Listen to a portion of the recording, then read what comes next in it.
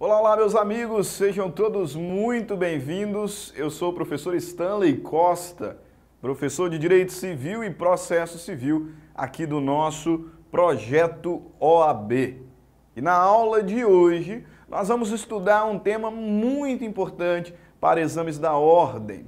Estou me referindo à sucessão legítima. O direito das sucessões, como um todo, ele é bastante cobrado em exames da OAB. Mas dentro desse todo, sem dúvida alguma, o tema mais cobrado é o da sucessão legítima. Sim, aquele pedacinho lá do direito das sucessões que envolve bastante conta, aquilo que é comunicável, aquilo que não é comunicável, o que é meação, o que é herança, qual a porcentagem que cada qual recebe.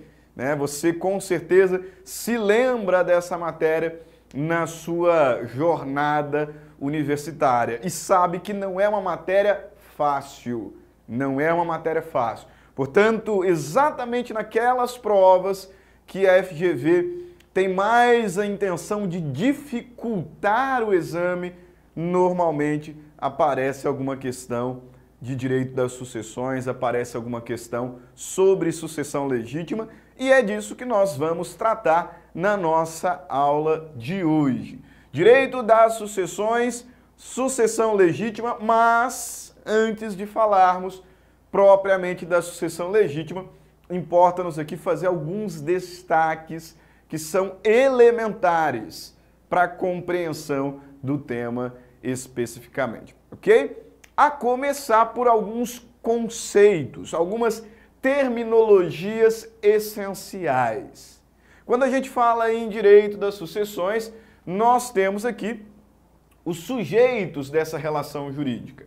E, por assim dizer, como um sujeito ativo, como o sujeito daquele que se transmite o patrimônio hereditário, nós vamos chamar de autor da herança, o de cujus, o morto, o falecido, né? O nome bonito que a gente dá assim a essa pessoa é de cujus, ou autor da herança, sujeito ativo da relação sucessória. Nesse ponto não tem grande discussão, extremamente simples.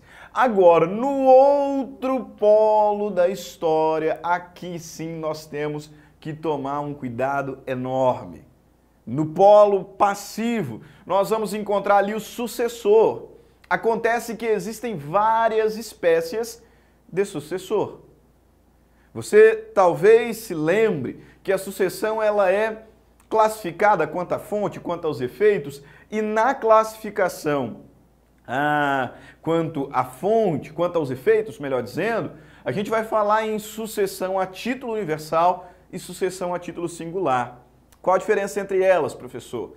A sucessão a título universal é aquela que tem por objeto uma herança, ou seja, um todo universal. A herança, você precisa gravar, é uma universalidade de direitos. Ela abrange ativo, passivo, ela abrange bens, ela abrange crédito, ela abrange débito. A herança é um todo universal.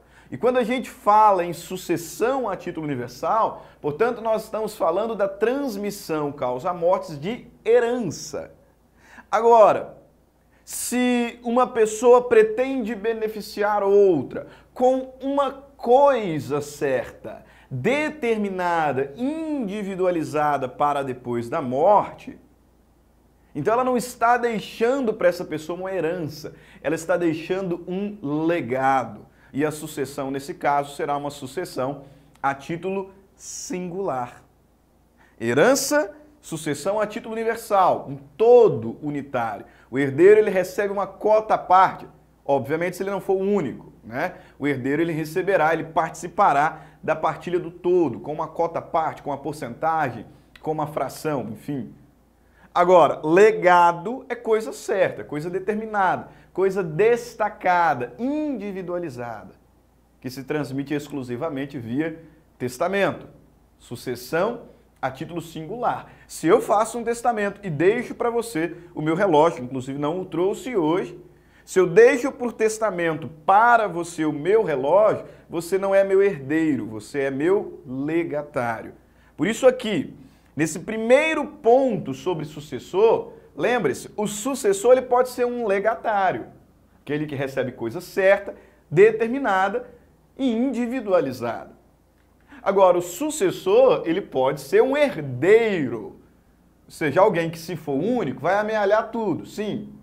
Mas que, se for um dos herdeiros, ele vai receber uma cota parte, uma fração ideal, uma porcentagem. Esse herdeiro pode ser um herdeiro testamentário, que é aquele que recebe por ato de disposição de última vontade, ou ele pode ser um herdeiro legítimo, que é aquele que recebe por força de lei. É aquele que a lei diz que herdará do autor da herança, né, que participará da partilha do patrimônio deixado pelo autor da herança. Herdeiro testamentário recebe por ato de disposição de última vontade, assim como o legatário também. E o herdeiro legítimo é aquele que recebe por disposição da lei, né, por presunção legal de qual seria a vontade do de cujus. Perfeito. Nesse ponto está aqui o que você precisa tomar mais cuidado. Pelo seguinte, daqui a pouco eu vou me referir à chamada ordem de vocação hereditária, que se encontra lá no artigo 1829. O artigo 1829 ele nos traz a ordem de vocação hereditária. Mas, através desse artigo 1829, eu consigo identificar quem são os herdeiros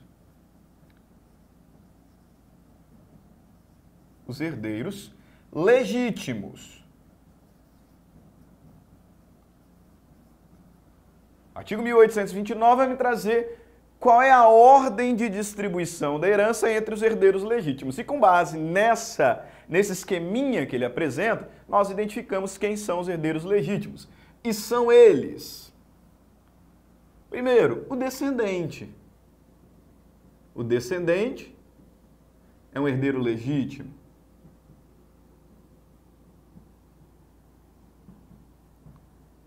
Descendente é um herdeiro legítimo.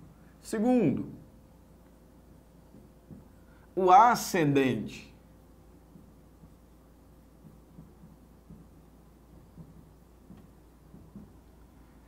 Terceiro, o cônjuge.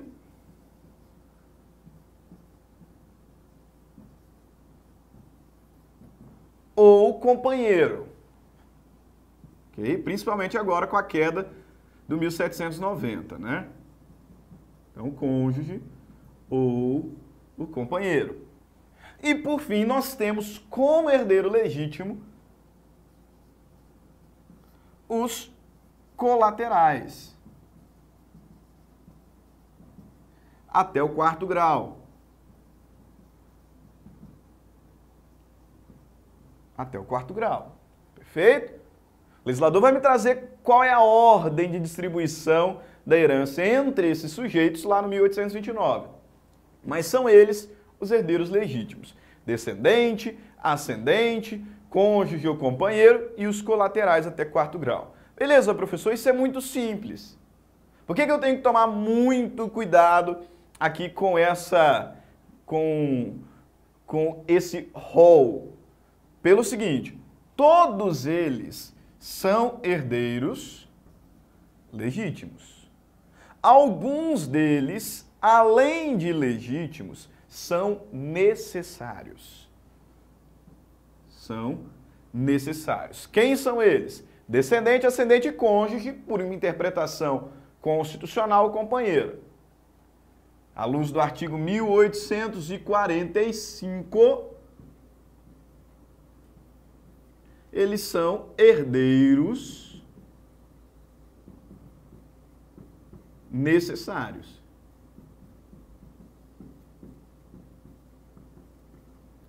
Eles são herdeiros necessários. Agora, olha o cuidado. Os colaterais, apesar de serem herdeiros legítimos, são facultativos. Professor, eu me lembro disso, mas qual é a diferença entre um herdeiro necessário e um herdeiro facultativo? Presta atenção no nome. O herdeiro necessário é aquele que obrigatoriamente participará da partilha da herança, de acordo, obviamente, com a ordem de chamamento. Ou seja, é aquele que o autor da herança, aquele que o dono dos bens em vida não pode, pela sua simples vontade, excluir. Eu tenho um filho, eu sou obrigado a deixar para ele uma parte dos meus bens por sucessão causa-mortes. Obrigatoriamente. O legislador me impõe. Não me interessa se eu gosto ou não do meu filho. A tão só vontade não me autoriza a excluir um filho da herança. Porque ele é um herdeiro, além de legítimo, ele é um herdeiro necessário. Da mesma forma o meu pai. Aí eu não gosto do meu pai, então eu vou excluí-lo da herança. Eu não posso fazer isso pura e simplesmente. A minha esposa, se ela herdar, ela herdará na condição de herdeira necessária. Eu não posso, pela minha simples vontade, excluí-la da herança. Talvez você tenha ouvido a essa altura sobre todas as discussões que estão envolvendo ali a herança do Gugu. Pois bem, se de fato ali havia uma união estável, a companheira viva, a companheira sobreviva, ela é herdeira necessária. O testamento que ele fez, na parte que a toca, é nulo. Perfeito? Se ali de fato havia uma união estável. Se havia ali a intenção de constituir família. Por quê? Porque esses indivíduos, além de serem herdeiros legítimos, são herdeiros necessários. Agora, eu não sou obrigado a deixar nada para o meu irmão. Eu tenho ali 2 irmãs e um irmão. Vamos supor que eu não goste tanto do meu irmão. Eu não sou obrigado a deixar nada para ele. Sabendo que, se eu não tenho descendente, não tenho ascendente, nem cônjuge, nem companheira, os meus irmãos serão chamados, se eu não fizer nenhum testamento, eles serão chamados todos. Os 3. Só que eu posso fazer um testamento deixando só para as minhas irmãs. Porque apesar dos colaterais serem necessários, eles são facultativos. Perfeito? Então, muito cuidado. E muito cuidado com uma expressão. Legítima. Legítima é a metade do patrimônio da pessoa, metade que ele não tem livre disposição. Então é muito comum nós dizermos que os herdeiros necessários são protegidos pela legítima. E perfeito. Aí veja, muito cuidado, mais uma vez, nem todo herdeiro legítimo tem direito à legítima, mas apenas os necessários, beleza? Vamos então voltar aqui para o nosso conteúdo. Nós identificamos os sujeitos da relação sucessória, o autor da herança de cujos, o morto, e no polo passivo o sucessor, que pode ser um legatário, que pode ser um herdeiro testamentário ou legítimo.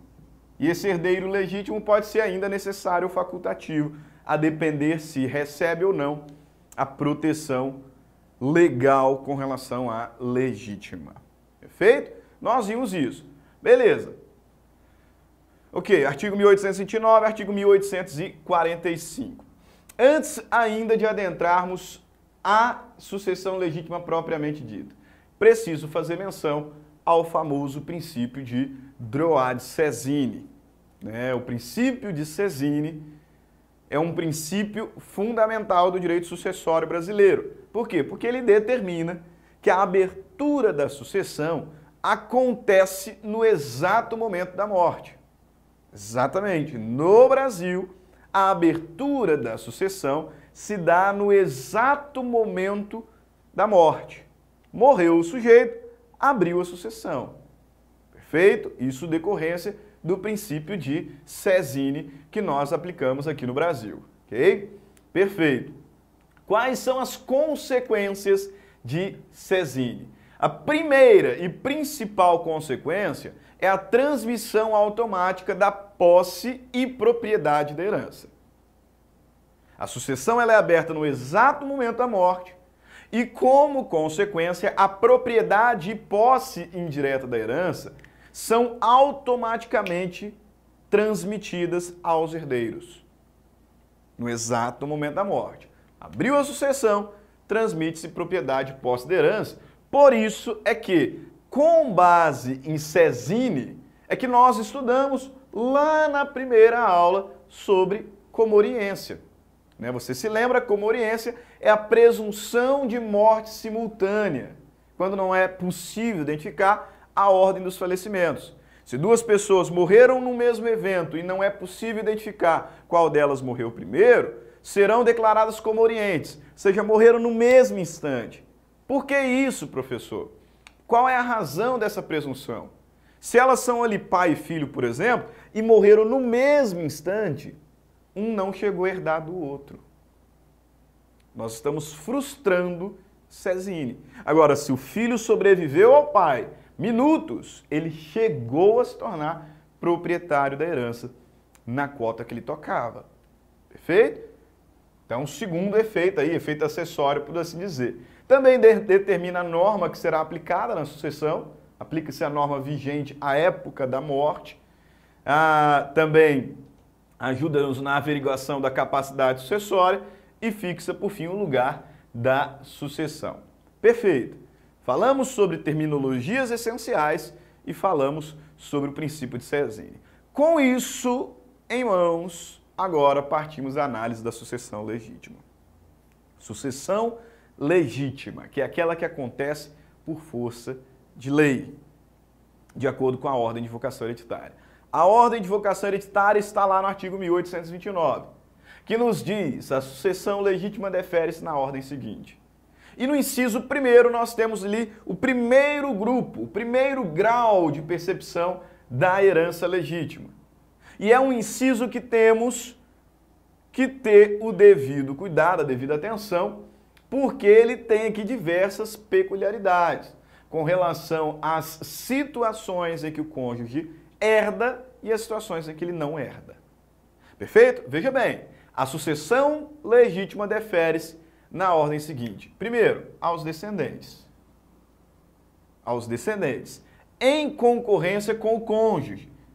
E agora, com a queda do 1790, com o cônjuge ou companheiro sobrevivente. Salvo se casado este com o falecido no regime da comunhão universal ou no da separação obrigatória de bens. Ou se, no regime da comunhão parcial, o autor da herança não houver deixado bens particulares. Olha que artigo riquíssimo e artigo que costuma derrubar muita gente em concursos públicos em geral. Perfeito? Ele nos diz o seguinte, que os primeiros a serem chamados a suceder serão os descendentes. Descendentes em concorrência com o cônjuge. Só que não é sempre que o cônjuge herda. Não é sempre que o cônjuge ou companheiro herdarão em concorrência com os descendentes, portanto, herdarão no primeiro chamamento. Vai depender do regime de bens que regulava o casamento ou a união estável. Em quais situações o cônjuge não herda?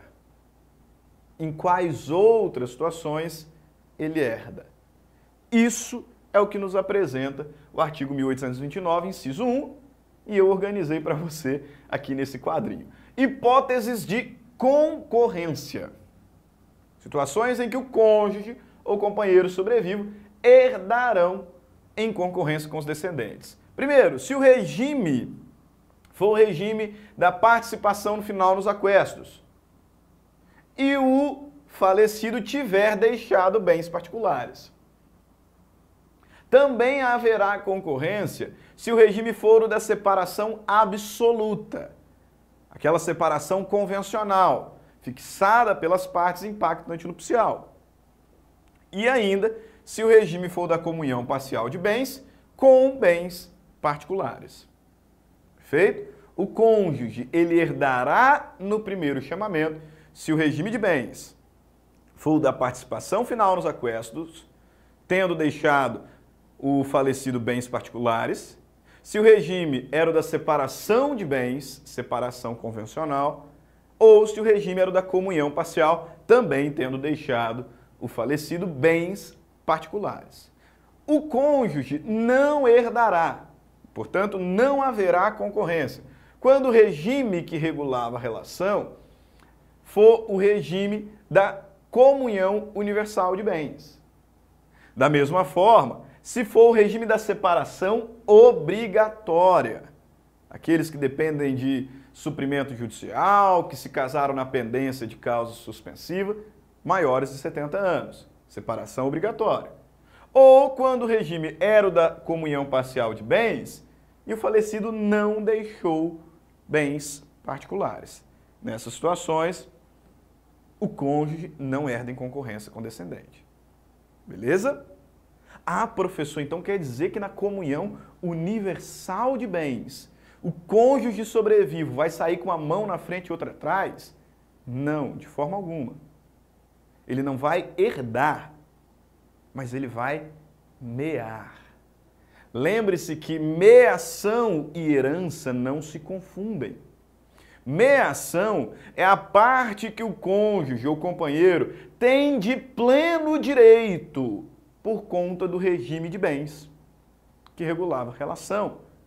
Metade do patrimônio comum. Na comunhão universal, o cônjuge sobrevivo, ele tem metade de tudo que era dos dois. Só que ele não vai herdar. Ele meia, mas não herda. Perfeito? Ok? Então você precisa distinguir na prova o que é meação, o que é herança. Meação, se esse casamento estivesse acabando por divórcio, o cônjuge ia tirar da mesma forma, porque já é dele. O cônjuge tem de pleno direito metade do patrimônio comum, já é dele. Herança eu recebo por sucessão causa-mortes. E nessas três situações, o cônjuge não herda em concorrência com descendentes. Ok? Beleza. Ah, professor, mas vamos colocar isso aqui em alguns exemplos para facilitar minha compreensão? Agora, tomando isso por base, vamos então aqui a alguns exemplos que eu separei para vocês. Imagina aqui essa situação. Pedro era casado com Adriana, sob o regime da comunhão universal de bens. Pedro morreu e deixou, além de Adriana, 2 filhos, Mateus e Carla. Quanto cada um receberá? Lembre-se, na comunhão universal, o cônjuge não herda em concorrência com descendentes, mas ele tem meação. Pedro era casado na comunhão universal e o casal tinha um patrimônio avaliado em R$1 milhão. Por conta disso, é certo dizer que a Adriana tem de pleno direito R$500 mil a título de meação, enquanto que Mateus e Carla têm, cada qual, R$250 mil a título de herança. A título de herança.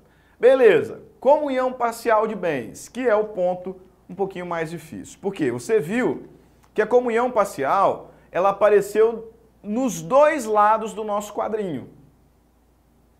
Tanto em situação que o cônjuge não herda, como em situação que ele herda. A diferença era o quê? Veja bem, se o regime for da comunhão parcial de bens, o cônjuge ele herdará com descendentes se o autor da herança tiver deixado bens particulares, ou seja, bens que eram só dele falecido. Ou seja, bens onde o cônjuge sobrevivo não terá meação. E é exatamente nesses bens particulares, se houver, que o cônjuge vai concorrer com os descendentes. Grave isso. Naquilo que é comum, o cônjuge meia. Naquilo que é particular, ele herda.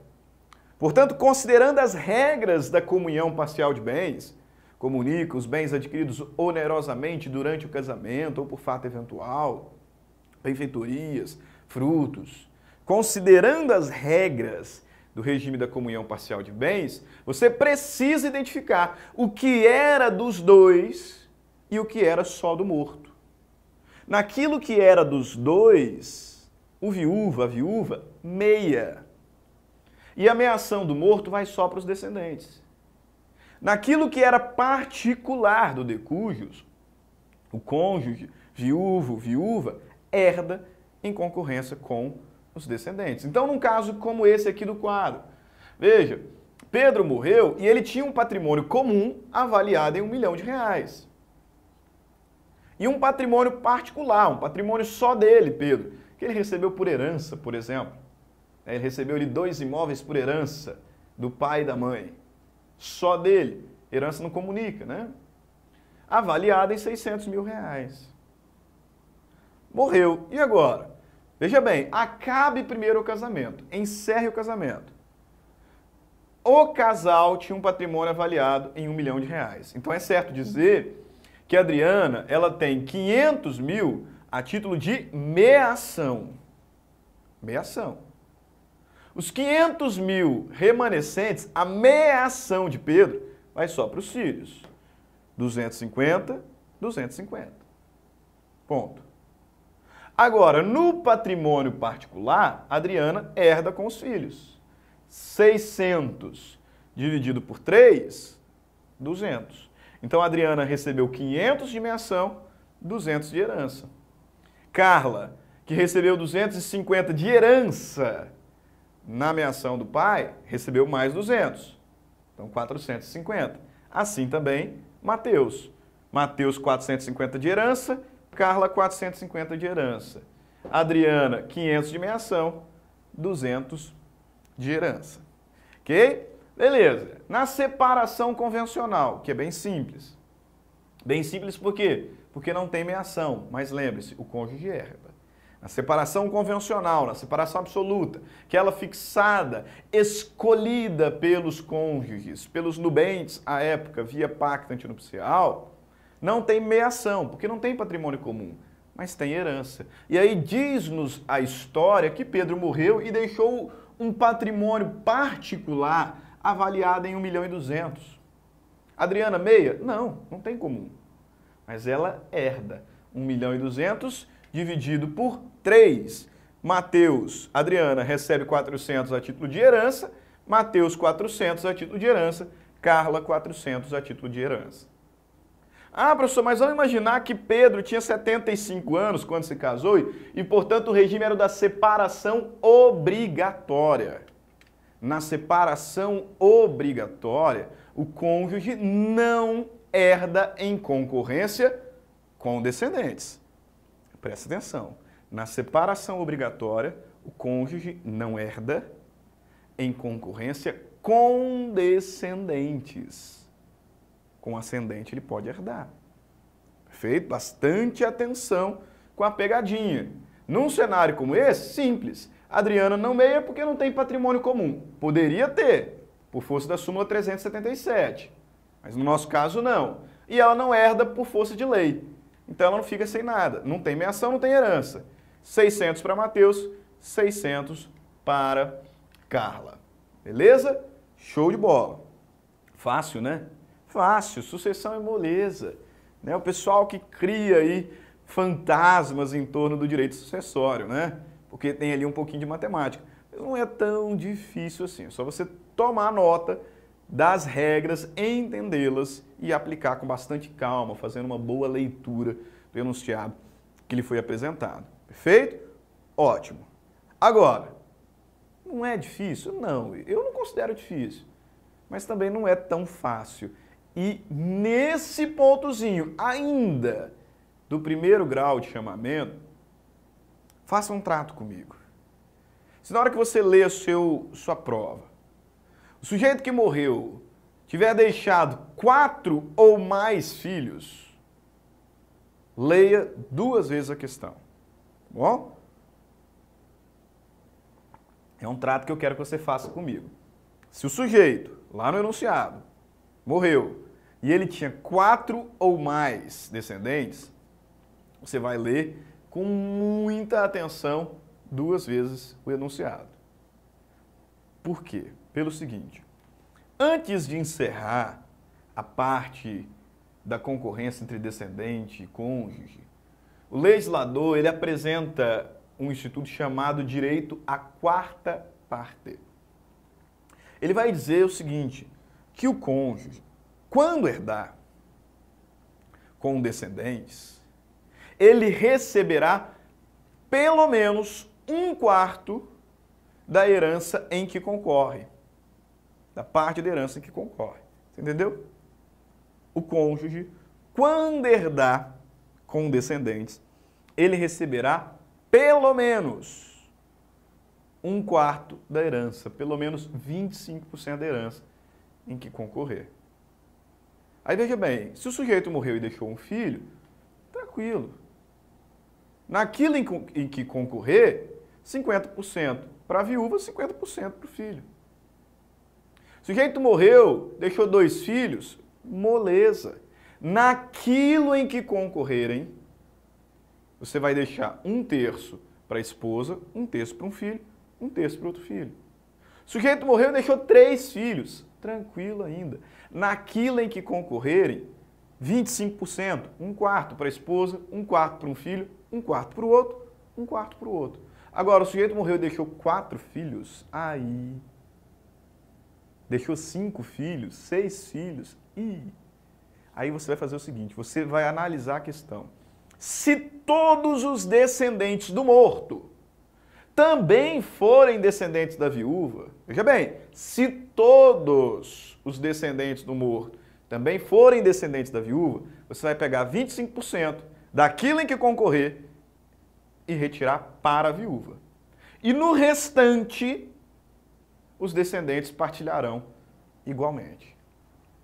Entendeu? Vem para o texto da lei e vamos aplicar um exemplo. Em concorrência com descendentes, caberá ao cônjuge quinhão igual ao dos que sucederem por cabeça. Então o cônjuge recebe igual. Não podendo a sua quota ser inferior à 4ª parte da herança, se for ascendente dos herdeiros com que concorrer. Então veja bem, olha aqui o cenário, agora mudou. Pedro morreu, deixou a Adriana e 4 filhos. E 4 filhos. Todos filhos dela, descendentes comuns. Descendentes comuns. Vamos sempre começar encerrando o casamento. Pedro morreu, o casamento acabou. O patrimônio comum do casal era R$800 mil. Então, meia ação da Adriana. 400. 400k a título de meia ação. E a meia ação do morto vai só para os filhos. Então, 100k para cada um. 100 mil para cada um. Ok? Beleza. Agora, no patrimônio particular, o legislador me diz que o cônjuge recebe igualmente aos filhos, mas a cota dele não pode ser menor do que 1/4. Se eu pegar todo mundo e dividir aqui igualmente, a Adriana vai receber 1/5. Não pode, não pode. Ela é ascendente de todos. Então, nesse caso, eu vou pegar aqui o patrimônio particular e tirar 1/4. Vou tirar aqui, vou tirar 25%. Quanto que é 25% de 800 mil? Quanto que é 1/4 de 800 mil? Quanto que é 800 mil dividido por 4? 200, né? Então, veja bem, olha lá. 200k de herança. Sobrou 600, né? 600 dividido por 4 filhos. 150 para cada um. 150 para Maria, 150 para Joana, 150 para o Leonardo, 150 para o José Pedro. Beleza? Então, olha lá que beleza que ficou o nosso quadro. Vou apagar aqui agora e ver a resposta. Vamos ver se eu acertei. Olha lá. Adriana, 400 mil de meia ação, 200 de herança. Maria, Joana, Leonardo e José Pedro, 250 mil cada um de herança. Né? Por que 250 mil? Porque eles receberam 100 aqui na meação de Pedro, né? Cada qual, e 600 dividido por 4, 150. Então, 250 mil para cada um. Isso se todos os filhos forem filhos dela. Porque se todos os filhos forem dele, ou tiver um aqui que não é dela, aí a história muda, não tem quarta parte. Partes iguais. Se tiver um filhozinho de fora do casamento, não se fala mais em quarta parte. Dividiremos em partes iguais. Veja lá, ó, Pedro e Adriana eram casados, tinha 4 filhos. Um deles, né, era de Pedro, Maria, por exemplo. Pedro morreu, vamos acabar o casamento. Adriana vai receber 400 mil de meação, 100 mil para cada filho. E os 800 particulares? Os 800 particulares serão divididos em partes iguais por 5. Os 4 filhos de Adriana. Então vai ficar lá 400 mil de herança, 160 mil, ou melhor, 400 mil de meação, 160 mil de herança. E cada filho vai receber 260 mil de herança. Você viu como é que mudou? Quando todos os filhos eram dela, ela ia receber 200 de herança. E cada filho ia receber 250. Agora a cota dela diminui, né? De 200 para 160 e cada filho vai receber 10 milzinho a mais. Perfeito? Ok. Beleza, vamos seguir aqui na nossa sucessão legítima então. Falamos da concorrência do descendente com o cônjuge, que é o mais difícil. E agora partimos à análise do segundo chamamento. O legislador vai dizer, defere-se a herança na seguinte ordem. Aos descendentes em concorrência com o cônjuge, salvo, traz ali as exceções. E no inciso 2 ele vai dizer, aos ascendentes em concorrência com o cônjuge. E não tem salvo nenhum.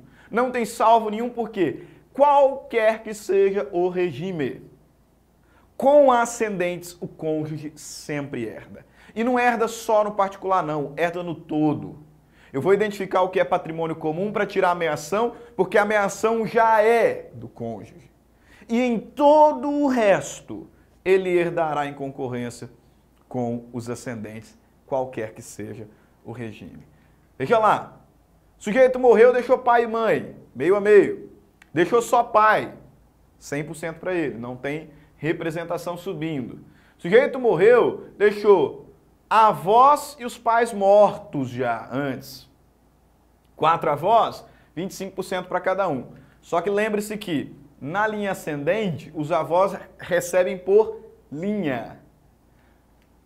Nesse contexto, veja bem, o sujeito morreu, os pais já eram mortos, só que ele deixou um avô paterno, 2 avós maternos.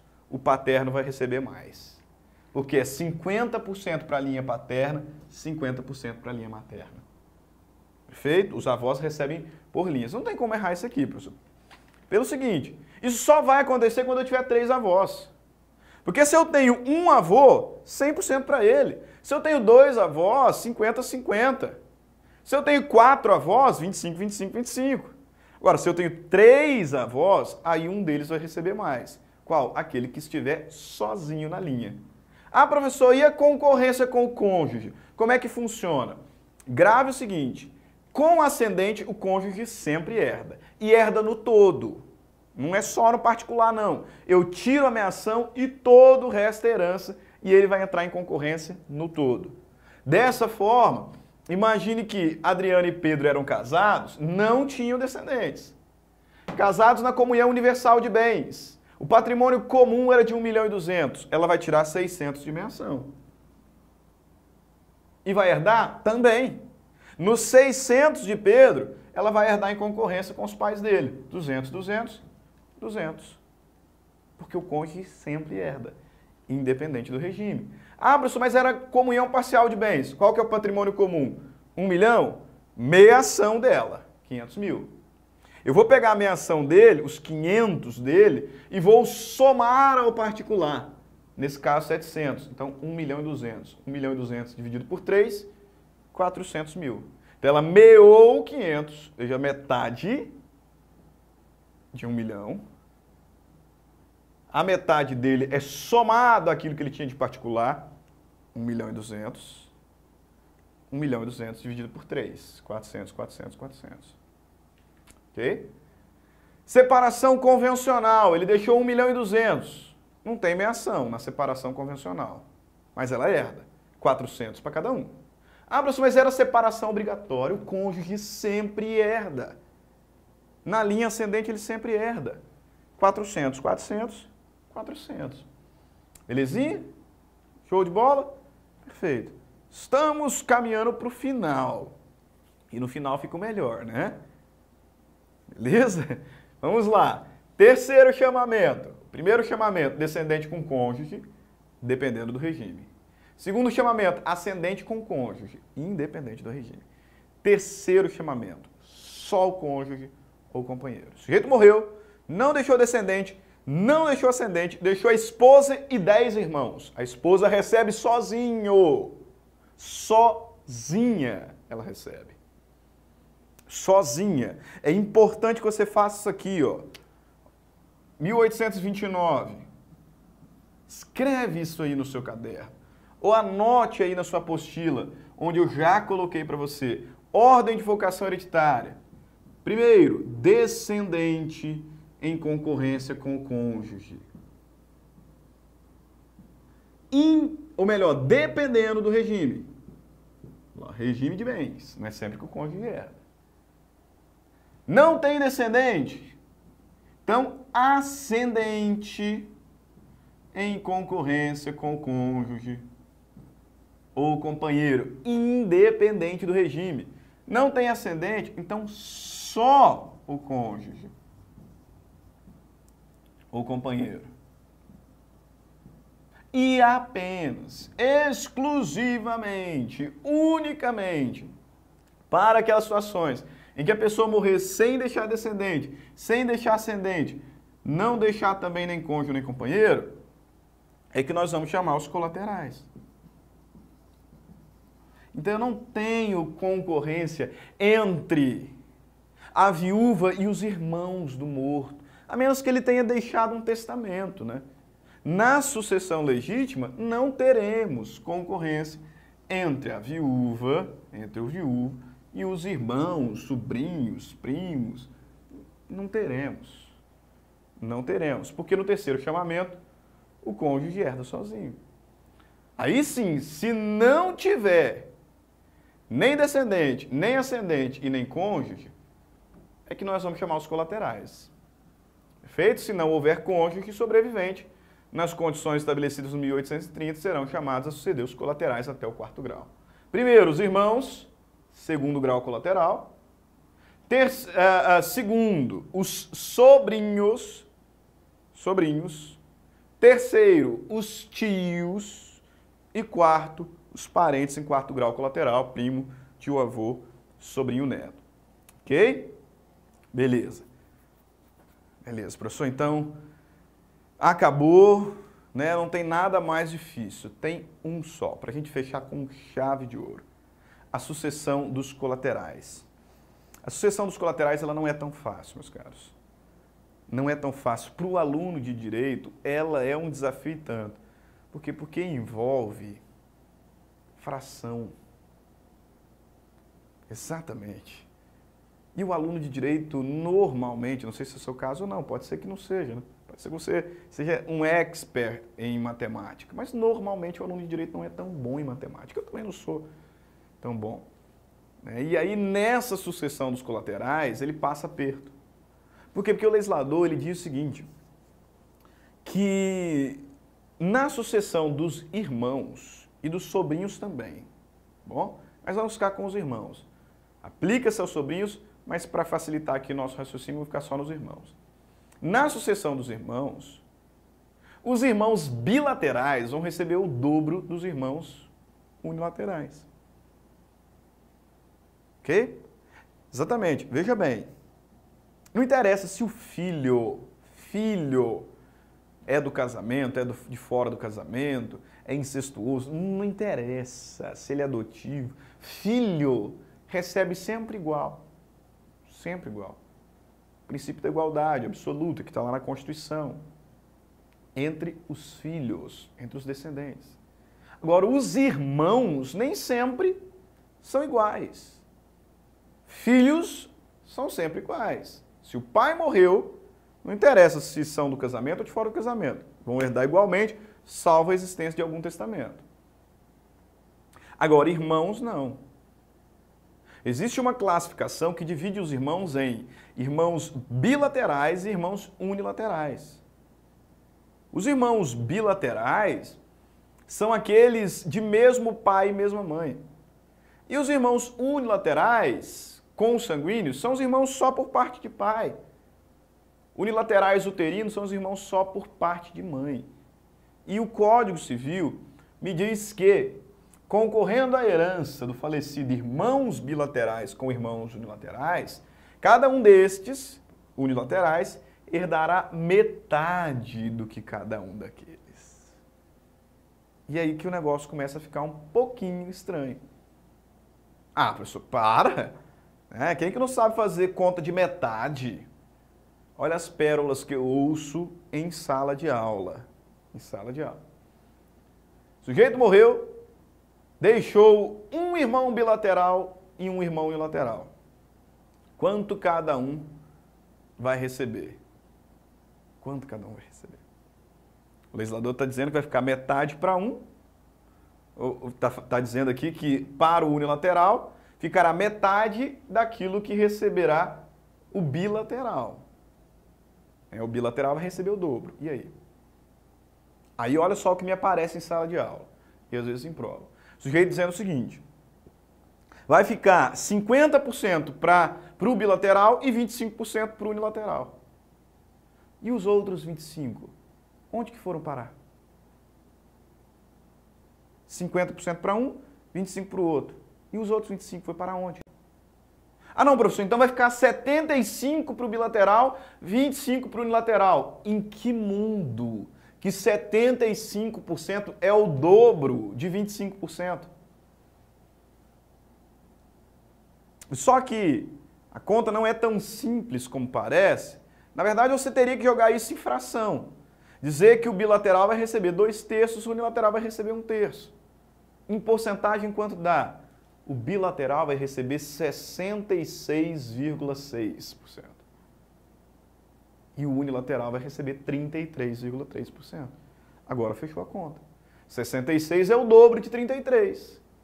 66,6 é o dobro de 33,3. E se você somar, dá 100%. Não sobra nada. Só? A pessoa, então eu estou perdido, não sei fazer conta de fração. Não tá não, porque eu também não sei fazer. E aí eu criei um método que eu quero ensinar para você. Criei não, acho que eu vi isso aqui em algum lugar. Enfim, não sei, eu vi isso aqui em algum lugar, não sei onde que foi. Mas foi a forma como eu aprendi a fazer essa conta. Mas vamos começar pelo simples. O sujeito morreu e deixou 2 irmãos. Irmãos bilaterais. Bilaterais, os 2 bilaterais. Então eles vão receber igualzinho. 600 mil para cada. São bilaterais, recebem a mesma cota. Se fossem só unilaterais também, receberiam a mesma cota. Agora, o sujeito morreu, deixou um patrimônio avaliado em 1.200.000, um irmão bilateral, um irmão unilateral. Como é que faz a conta? Joga na fração. Ou faz o seguinte. Dobra na sua mente, dobra a quantidade dos bilaterais. Porque ele vai receber o dobro, né? Então, na sua mente, dobra a quantidade dos bilaterais. Soma com os unilaterais e divide a herança.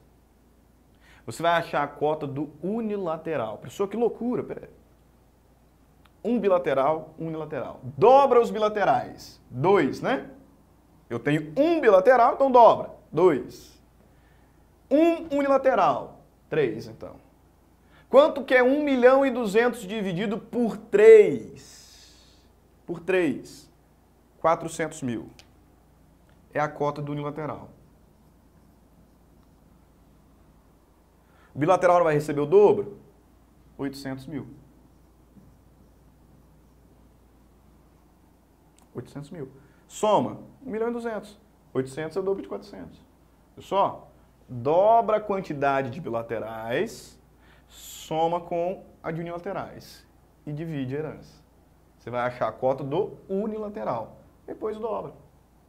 Ah, professor, mas com 2 é muito fácil, vamos fazer com mais. O sujeito morreu e deixou 2 bilaterais e 1 unilateral. Dobra a quantidade de bilaterais, cara. Dobra a quantidade de bilaterais. 2, 4. 4 mais 1, 5. E aí? 1.200.000 dividido por 5. Vai dar quanto? 240 mil. 1.200.000 dividido por 5, 240 mil. Você achou a cota do unilateral. Quanto que é o dobro de 240? 480. Você achou a cota do bilateral. Dos bilaterais. Pode fazer isso do jeito que você quiser. Pode fazer isso do jeito que você quiser. Inverte se quiser. O sujeito morreu, deixou 1 bilateral e 2 unilaterais. Dobra a quantidade de bilaterais. Ele deixou 1 bilateral. 2. Mais 2 unilaterais, 4. Quanto que é 1.200.000 dividido por 4? 300. É a cota dos unilaterais. O bilateral vai receber quanto? 600. Fechou lá em cima. Perfeito? Beleza. É isso aí. Né? Fechamos a maravilhosa matéria, a matéria que eu mais gosto, com toda certeza, o direito das sucessões. E assim nós ficamos por aqui. Grande abraço a todos, fiquem com Deus, boa prova, tá? Tenha calma, respire, você se preparou e vai alcançar a aprovação. Perfeito? Grande abraço, nós do Projeto OAB estamos torcendo por você. Fique com Deus. Tchau, tchau.